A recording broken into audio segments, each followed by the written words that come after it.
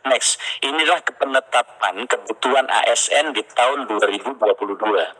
Ya, ada pemerintah pusat dan daerah. Untuk P3K guru itu jumlah usulannya adalah 324.853 dan jumlah penetapannya sudah kita tetapkan 319.716. Sedangkan P3K tenaga kesehatan itu 94.000 dan jumlah penetapannya 92.000. Sedangkan tenaga teknis 92.000, jumlah penetapan 27.000. Jadi total pusat dan daerah 530.000. Ibu dan saya hormati, ini adalah perencanaan, next slides, perencanaan dan pengadaan ASN di tahun 2022, di mana di Juni 2022 itu adalah proses penetapan keputusan materi tentang kebutuhan ASN nasional di 2022. Kemudian Juli 2022 itu adalah pembukaan pengusulan kebutuhan ASN tahun 2022. Jadi materi pengusulan itu dari Kementerian Teknis. Nah ini kadang sebagian teman-teman di publik kadang dianggap di Kemenpan RB. Kemenpan RB kebijakannya datanya adalah dari teknis. Oleh karena itu sekarang di sektor kesehatan kita meminta untuk ada percepatan data karena sampai sekarang belum sepenuhnya bisa terpenuhi. Kemudian untuk instansi daerah di Juli. Kemudian Agustus 2022 itu adalah rakor transfer naskah soal seleksi ASN di 2022. Nah kita berharap tahun ini juga tidak ada lagi isu calo dan makelar untuk tes. Kita tidak ingin lagi ada suara bahwa tes itu bisa diatur, padahal ini jelas-jelas tidak bisa. Oleh karena itu nanti mudah-mudahan kita ke depan akan menghasilkan proses ini jauh lebih bagus. Nah, di September 2022 ini adalah rakor pengadaan ASN tahun 2022 dan penyerahan Kepmen tentang penetapan kebutuhan ASN kepada seluruh instansi pemerintah di minggu pertama. Nah, oleh karena itu maka teman-teman kerja keras ini dan jadi momentumnya pas ini DPD hari ini mengadakan rakor tentang ini. Kemudian pembukaan pendaftaran seleksi ASN itu di minggu ketiga sampai minggu keempat. Next slide. Nah, Ibu saya penanganan tenaga non ASN yang tadi disampaikan oleh Deputi pada kementerian dan lembaga dan pemerintah ini yang agak lumayan bising beberapa kesempatan ini. Ini butuh bersama-sama saya kira, bersama-sama kita jelaskan bersama dan kita mencari solusi bersama yang terbaik untuk birokrasi dan penguatan SDM kita. Next. Bapak kami hormati, ini adalah komitmen pemerintah dalam penanganan tenaga honorer. Jadi jelas sekali nomor 1 adalah Peraturan Pemerintah 48 dan seterusnya pengangkatan tenaga honorer menjadi pegawai negeri sipil, termasuk Peraturan Pemerintah nomor 56 tahun 2012. Next slide. Bapak sekalian, inilah kriteria jumlah tenaga honorer yang diangkat PNS. Ini penting untuk kami sampaikan Bapak sekalian. THK 1 dibiayai dari APBN atau APBD dengan kriteria diangkat PYD di instansi pemerintah dan pada tanggal 31 Desember 2005 telah bekerja paling sedikit 1 tahun secara terus-menerus dan pada 1 Januari 2006 telah berusia paling rendah 19 tahun dan paling tinggi 46 tahun. Dan pasal 8 menjelaskan bahwa PHK dilarang mengangkat PPK dilarang mengangkat PH atau sejenisnya.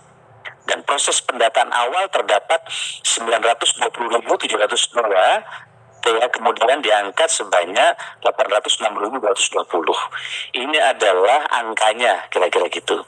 Kemudian ada PP 56 tahun 2012 bahwa THK 2 dibiayai bukan dari APBN atau APBD dengan kriteria yang sama dengan TH yang dikenal sebagai THK 1.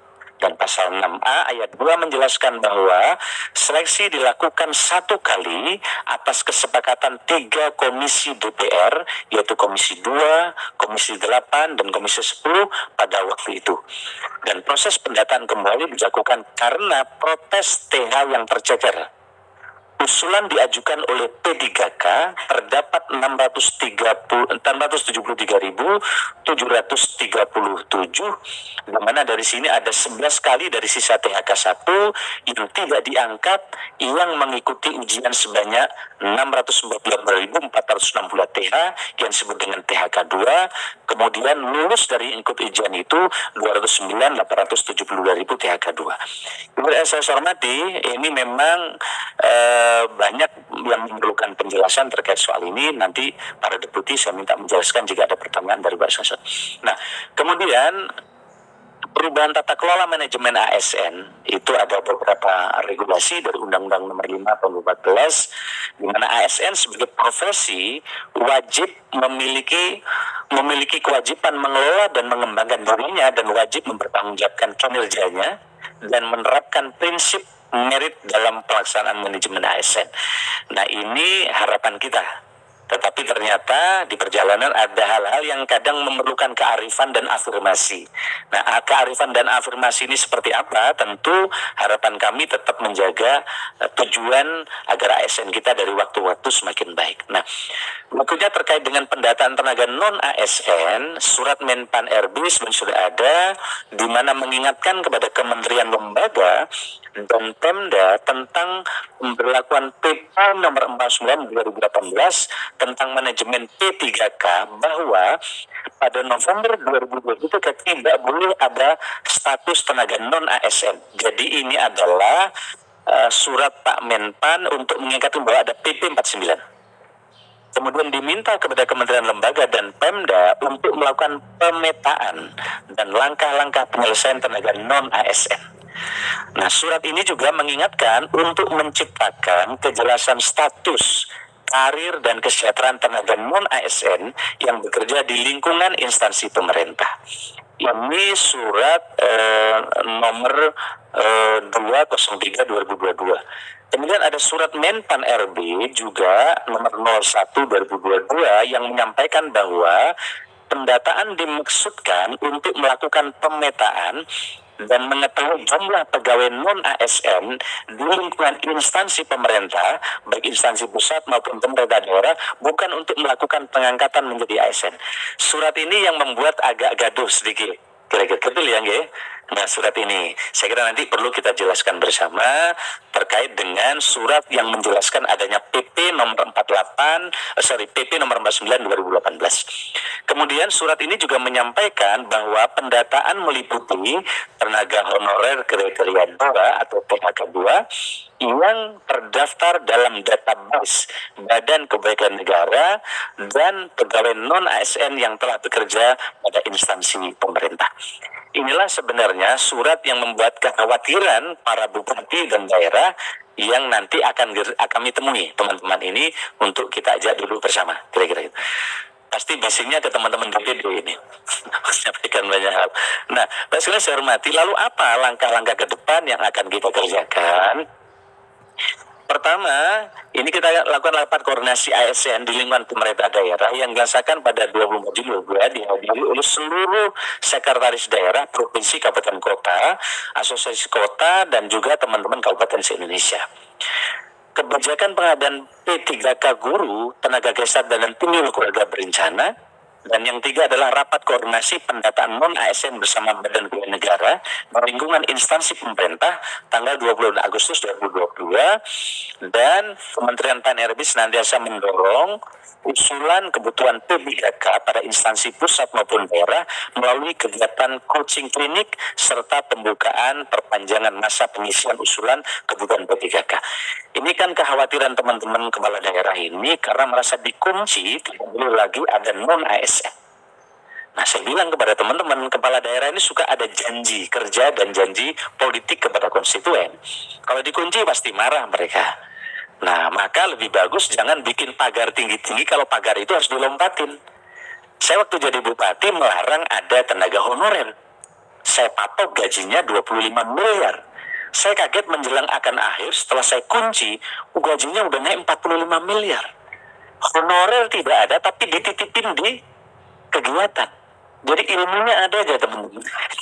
Karena untuk mengakomodir berbagai usulan, maka saya diskusi dengan teman-teman ini, buat apa kalau kita buat pagar tinggi-tinggi, tapi harus dilompatin pagar itu. Maka kita perlu ada solusi. Nah teman-teman sudah rencana merancang di PP manajemen kesejahteraan. Bagaimana solusinya? Mungkin nanti, tapi ini belum kita putuskan, sebagai sebentuk alternatif seharusnya adalah bahwa setiap kepala daerah boleh nanti mengangkat, tapi hanya sepanjang masa jabatannya. Ini solusi. Nah, kira-kira gitu, Pak. Ini kalau nggak ada solusi, marah semua bupati-bupati. Kemarin datang, saya ini datangin tetangga saya, masa kamu jadi bupati udah 3 tahun, kau angkat tetangga pun nggak bisa. Nah, marah. Saya ada pengusaha, gimana masa nggak bisa kau angkat ponakanmu itu? Udah nggak usah digaji, yang penting pakai logo Pemda masuk ke kantormu. Begitu. Ya, ada begitu. Ada juga yang nakal juga memanfaatkan. Tetapi rata-rata ini ternyata harapannya tinggi, kira-kira gitu. Nah, oleh karena itu kita sedang akan siapkan ini materi-materi yang kira-kira menjadi, saya sudah menggambarkan usulan bapak-bapak, maka para deputi sudah menyiapkan beberapa poin tadi, sehingga nanti bisa menjadi alternatif dalam jangka pendek. Kira-kira begitu. Baik sekalian, kami kira ini jawaban dan pengantar dari kami. Nanti jika ada pertanyaan pendalaman ini